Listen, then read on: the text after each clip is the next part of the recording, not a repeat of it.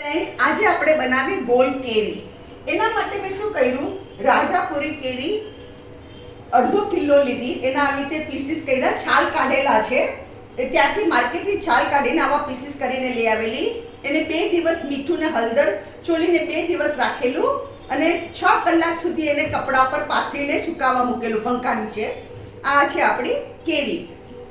હવે આ છે ને 1 તપેલીનું માપ થયું. આ કેરી મારી અડધો કિલો, આ 1 તપેલીનું માપ થયું. તો આપણે 1.25 તપેલી ગોળ લેવાનો, ગુડ. 1.25 તપેલી આપણે આ ગુડ લેવાનું.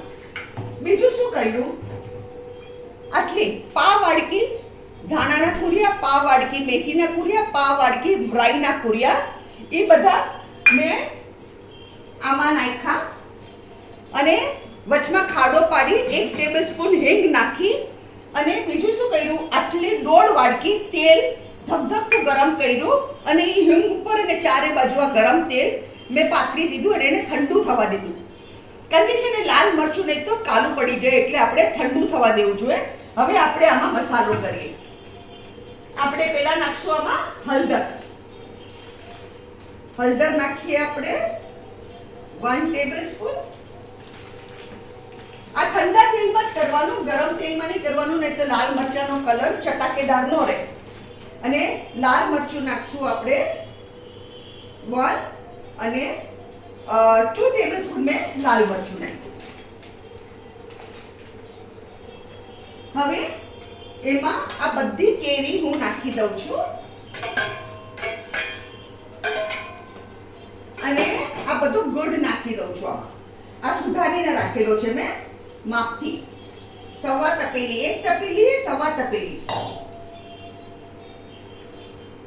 અને આને બરાબર આપણે મિક્સ કરવાનું.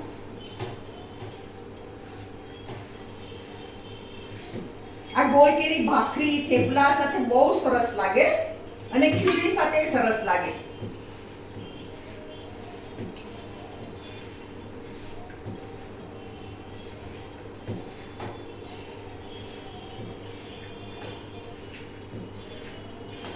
આને એકદમ બરાબર મિક્સ કરવાનું.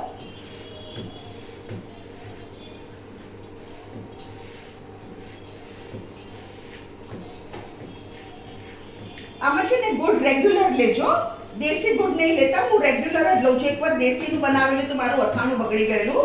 આમાં રેગ્યુલર આપણે ગુડ લેજો. તમે જે આપણે દાળ શાકમાં વાપરતા હોય ને રેગ્યુલર, એ જ લેજો.